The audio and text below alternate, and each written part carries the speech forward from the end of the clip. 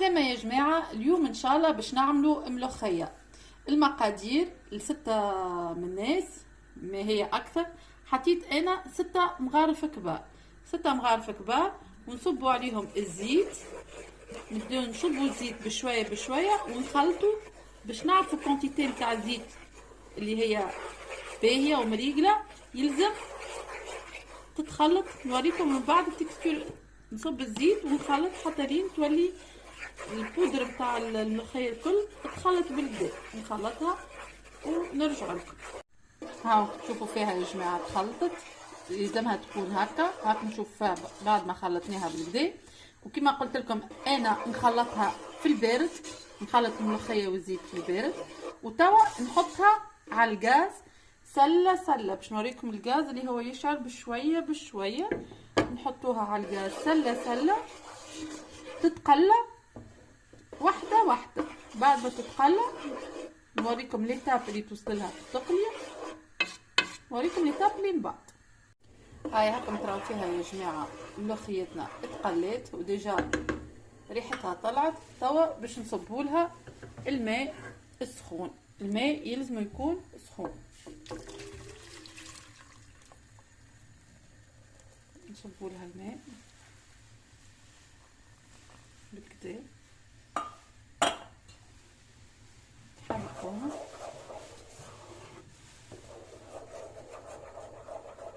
ما تخافوش منها كي تعمل كما من بعد تتحل.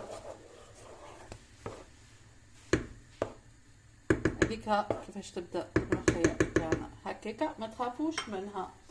توا نحطوا لها ورقات رند. تحب الرند هي نبننها ويزيد يطلع لها ريحتها. ونحطوا سنينات ثوم نرميوهم في وسطها ونخليوها تطيب. هيا بالنسبه للفيح نتاع اللحم يا جماعه، اللحم يستحق تابل. نحطوا له مغرفه تابل، ثوم، نعناع، شايح، شويه ملح. نعناع شايح، شويه ملح، شويه نحطوش برشا ملح، شويه بركه ملح خاطرها هي الملوخيه فيها الملح، تخطف الملح. وهريسه عربي. نفوحوهم نخلطوهم بالكدا في اللحم. ولاستيس باش يجينا بنينه، اللحم يلزم يتفوح قبل البليله ويقعد في فاحو. هاي يا جماعه بعد ما غليت ملوخيتنا بالكدا، طابت مده، خليناها على نار هاديه مده 3 سوايع. توا ولا اكثر حتى شويه، قول 3 سوايع. توا باش نحطوا لها اللحم، يطيب ونخليوها سلة على نار هاديه. نزيدوها شويه ماء سخون، ديما ماء سخون، ونخليوها تطيب على نار هاديه مده للي يطيب اللحم. كي يطيب اللحم وتقر زيتها بالكدا، هي ديجا تو بدات تقر في زيتها، ما تزيد تطيب تقر زيتها بالكدا. وقتها نزيدوها رشه نعناع في الاخر، ونورمالمون تبدا طابت. هاي يا جماعه بعد ما حطينا لها اللحم زدناها شويه ماء ونخليوها كما قلت لكم تطيب على نار هاديه سلة لين يطيب اللحم. هاي يا جماعه ملوخيتنا هاي طابت كما تراو فيها، قالت زيتها امورها واضحه. اللحم طاب،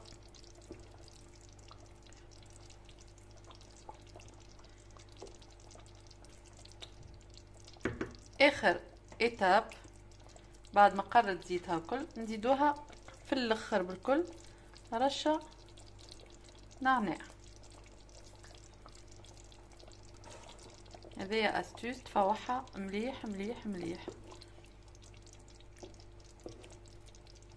نخلطوها ونخليوها تزيد تغلي شويه مده دقيقتين ونطفيو عليها. هاي يا جماعه ملوخيتنا طابت.